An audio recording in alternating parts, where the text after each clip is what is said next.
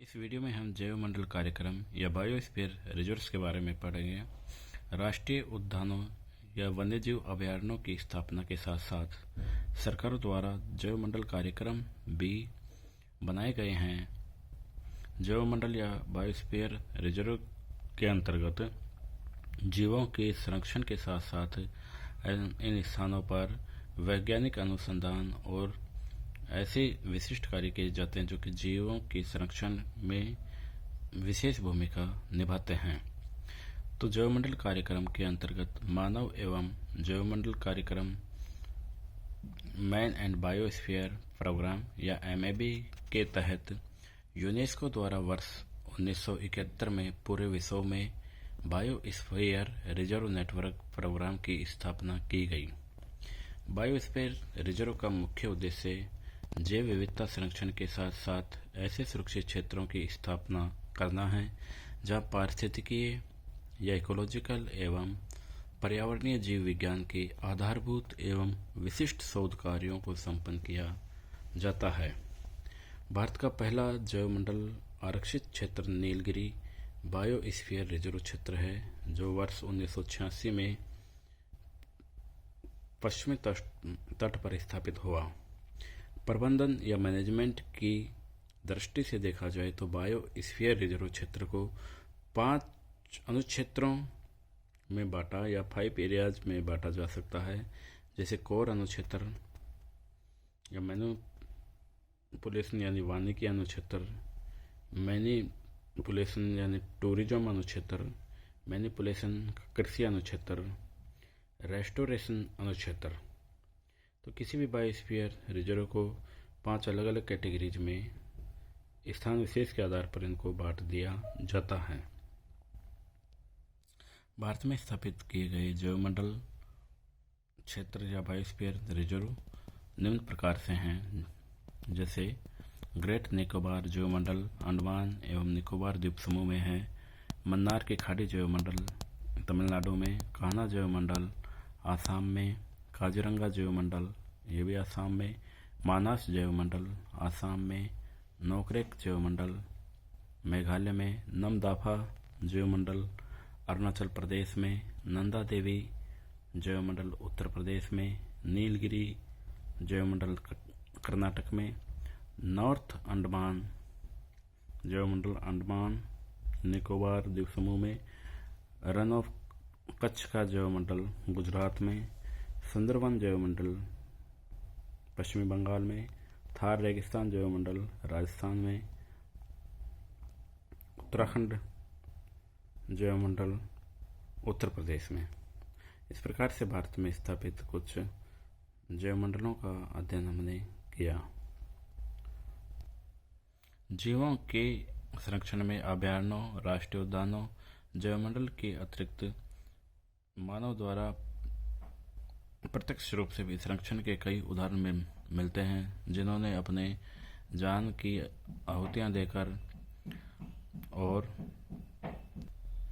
अन्य कई सराहनीय प्रयासों द्वारा जीवों की या पौधों की रक्षा की, जिसमें से कुछ आंदोलन जो कि पादपों एवं जंतुओं के संरक्षण प्रदान करने के लिए मानव प्रजाति द्वारा किए गए, जिसमें से हम चिपको आंदोलन के बारे में पढ़ेंगे जो कि हमारे सिलेबस में है। तो चिपको आंदोलन के अंतर्गत पढ़े हम इस आंदोलन की शुरुआत सन 1731 में जोधपुर के खेजड़ली ग्राम की बिश्नोई महिला अमृता देवी द्वारा की गई।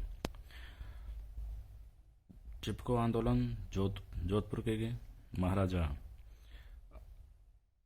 अभय सिंह थे, उस समय इस आंदोलन को अंजाम दिया गया था। अभय सिंह महाराजा के द्वारा अपने महल के निर्माण हेतु या अन्य कार्य हेतु उन्हें लकड़ी की जरूरत हुई, तो उन्होंने अपने सैनिकों को भेजकर खेजड़ी के वृक्षों को कटवाना शुरू किया।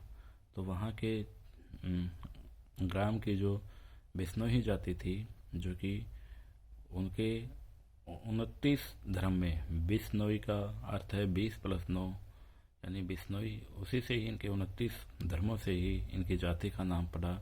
29 धर्मों में से एक धर्म इनका पौधों की रक्षा करने का भी था। जंतुओं में जैसे ये हिरण को धार्मिक जंतु मानते हैं, वैसे ही खेजड़ी को भी धार्मिक वृक्ष मानते हैं।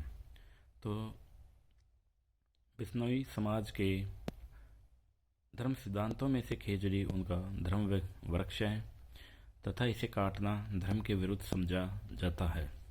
अतः सैनिकों द्वारा काटे जा रहे खेजड़ी के वृक्षों को बचाने के लिए अमृता देवी के नेतृत्व में बिश्नोई समाज के लोगों ने पेड़ों से चिपककर विरोध प्रदर्शित किया। इसी कारण यह आंदोलन चिपको आंदोलन के नाम से अपना ऐतिहासिक महत्व रखता है।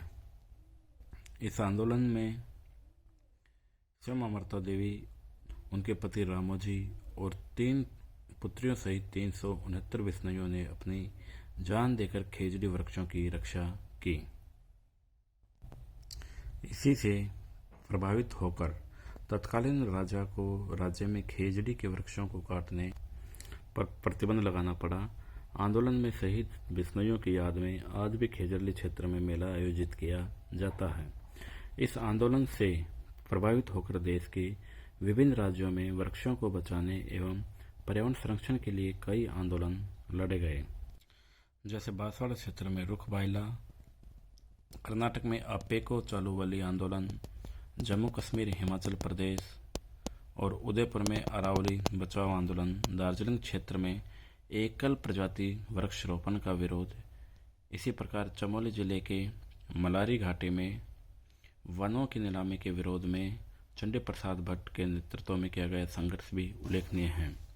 खेजड़ली के चिपको आंदोलन की तर्ज पर ही टेहरी गढ़वाल के रेणी गांव में 1974 में गोरा देवी के नेतृत्व में कई महिलाओं ने वृक्षों से चिपककर सरकारी ठेकेदारों, मजदूरों से संघर्ष किया। अगली घटना टेहरी गढ़वाल के अडवाणी गांव की है। यहाँ आंदोलनकारी महिलाओं पर पुलिस ने गोलीबारी की व आंदोलनकारियों को जेल में डाल दिया गया।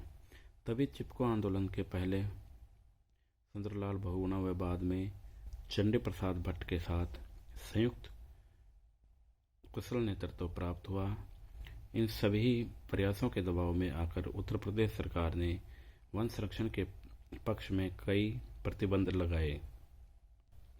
चिपको आंदोलन के उद्देश्य।